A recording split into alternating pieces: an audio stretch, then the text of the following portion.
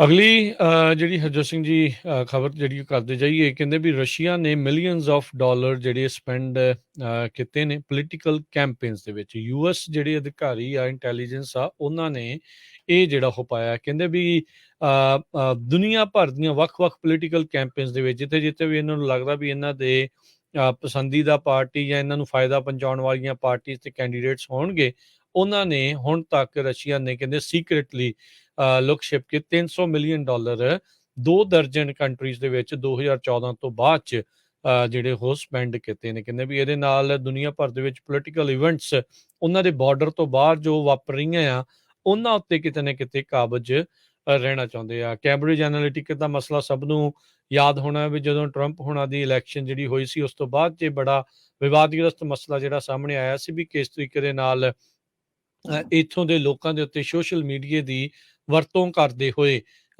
ਜਿਹੜੇ ਆ ਲੋਕਾਂ ਦਾ ਝੁਕਾਵ ਜਿਹੜਾ ਆ ਇੱਕ ਖਾਸ ਕੈਂਡੀਡੇਟਸ ਵੱਲ ਨੂੰ ਕੀਤਾ ਗਿਆ ਸੀਗਾ। ਸੋ ਕਹਿੰਦੇ ਵੀ ਮਾਸਕੋ ਨੇ ਹੁਣ ਤੱਕ $300 ਮਿਲੀਅਨ ਇਸ ਬਾਬਤ ਸਪੈਂਡ ਕੀਤਾ ਹੈ। ਸੀਨੀਅਰ ਯੂਐਸ ਅਫੀਸ਼ੀਅਲ ਉਸ ਨੇ ਪੱਤਰਕਾਰਾਂ ਨਾਲ ਗੱਲਬਾਤ ਕਰਦੇ ਹੋਏ ਜਿਹੜਾ ਇਹ ਕਿਹਾ, ਉੱਦਾਂ ਉਹਨੇ ਕਿਹਾ ਵੀ ਮੈਂ ਗੁਪਤ ਰਹਿ ਕੇ ਹੀ ਸਿਰਫ ਇਹ ਡਿਸਕਸ਼ਨ ਜਿਹੜੀਆਂ ਉਹ ਦੱਸ ਸਕਦਾ, ਇੰਟੈਲੀਜੈਂਸ ਫਾਈਂਡਿੰਗਸ ਇਹ ਦੱਸੀਆਂ ਹੈਗੀਆਂ। ਸੋ ਕਹਿੰਦੇ ਵੀ ਜਿਸ ਤਰੀਕੇ ਨਾਲ ਰਸ਼ੀਆ ਵੱਖ-ਵੱਖ ਥਾਵਾਂ ਦੇ ਉੱਤੇ ਸਿਆਸੀ ਜਿਹੜੀਆਂ ਆਪਣੀਆਂ ਗਤੀਵਿਧੀਆਂ ਨੂੰ ਫਾਈਨੈਂਸ ਕਰ ਰਿਹਾ ਆ, ਇਹ ਬਾਕੀ ਦੁਨੀਆ ਦੇ ਵਿੱਚ ਜਿਹੜੀਆਂ ਡੈਮੋਕ੍ਰੇਸੀਜ਼ ਆ ਉਹਨਾਂ ਦੇ ਪ੍ਰੋਸੈਸਿਸ ਆ ਉਹਨਾਂ ਨੂੰ ਅੰਡਰਮਾਈਨ ਕਰਨ ਦੀ ਜਿਹੜੀ ਉਹ ਕੋਸ਼ਿਸ਼ ਵੀ ਕਰ ਰਿਹਾ ਆ। ਏਸ਼ੀਅਨ ਕੰਟਰੀਜ਼ ਦੇ ਵੱਲ ਨੂੰ ਵੀ ਉਸ ਅਧਿਕਾਰੀ ਨੇ ਇਸ਼ਾਰਾ ਜਿਹੜਾ ਉਹ ਕੀਤਾ, ਨਾਮ ਤਾਂ ਨਹੀਂ ਉਸ ਮੁਲਕ ਦਾ ਜਿਹੜਾ ਉਹ ਦੱਸਿਆ।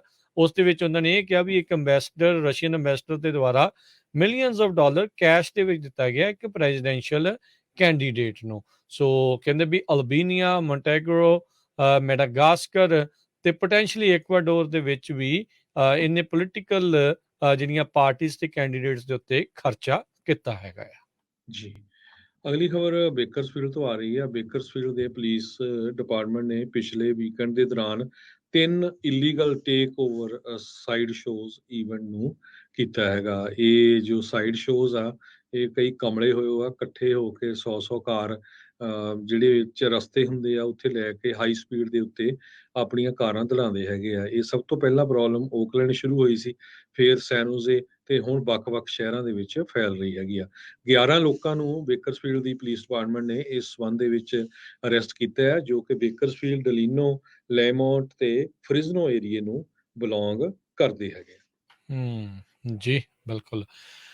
ਅਗਲੀ ਜਿਹੜੀ ਹਰਜੋਤ ਸਿੰਘ ਦੀ ਖਬਰ ਉਸ ਦੇ ਉੱਤੇ ਨਜ਼ਰ ਮਾਰਦੇ ਜਾਈਏ ਤਾਂ ਕਰਦਰਸ ਦੇ ਵਿੱਚ ਇੱਕ ਮੋਬਾਈਲ ਹੋਮ ਦੇ ਵਿੱਚ ਅੱਗ ਲੱਗਣ ਕਰਕੇ 76 ਸਾਲਾ ਔਰਤ ਦੀ ਮੌਤ ਹੋਈ ਹੈ। ਤੜਕੇ ਸਵੇਰੇ 2 ਵਜੇ ਜਿਹੜੇ ਡਿਪਟੀ ਸ਼ੈਰਿਫਸ ਆ ਉਹਨਾਂ ਨੂੰ ਉੱਥੇ ਸੱਦਿਆ ਗਿਆ ਸੀ। ਫ੍ਰੈਜ਼ਨੋ ਕਾਉਂਟੀ ਦੇ ਵਿੱਚ ਇਹ ਅੱਜ ਸਵੇਰੇ ਦੁਰਘਟਨਾ ਜਿਹੜੀ ਉਹ ਵਾਪਰੀ ਹੈ। 76 ਸਾਲਾ ਲਿੰਡਾ ਐਲਡਰ ਕਹਿੰਦੇ ਆ ਵੀ ਗਰਾਊਂਡ ਦੇ ਉੱਤੇ ਪਈ ਹੋਈ ਸੀ ਤੇ ਉਸ ਨੂੰ ਅੱਗ ਦੀਆਂ ਇੰਜਰੀਜ਼, ਬਰਨ ਇੰਜਰੀਜ਼ ਜਿਹੜੀਆਂ ਉਹ ਲੱਗੀਆਂ ਸੀਗੀਆਂ। ਸੋ ਉਸ ਦੇ ਉੱਤੇ ਡੈਪਟੀ ਨੇ CPR ਵੀ ਪਰਫਾਰਮ ਕੀਤਾ 10 ਮਿੰਟ ਦੇ ਲਈ, ਪਰ ਉਹ ਕਹਿ ਲਓ ਵੀ ਅੱਗ ਦੇ ਨਾਲ ਲੱਗੀਆਂ ਸੱਟਾਂ ਉਸਦੇ ਬਰਨ ਨੂੰ ਮਾਰ ਜਿਹੜੀ ਉਹ ਨਾ ਚੱਲਦੀ ਹੋਈ ਉੱਥੇ ਹੀ ਉਸਦੀ ਦੇਹਾਂਤ ਹੋ ਗਿਆ।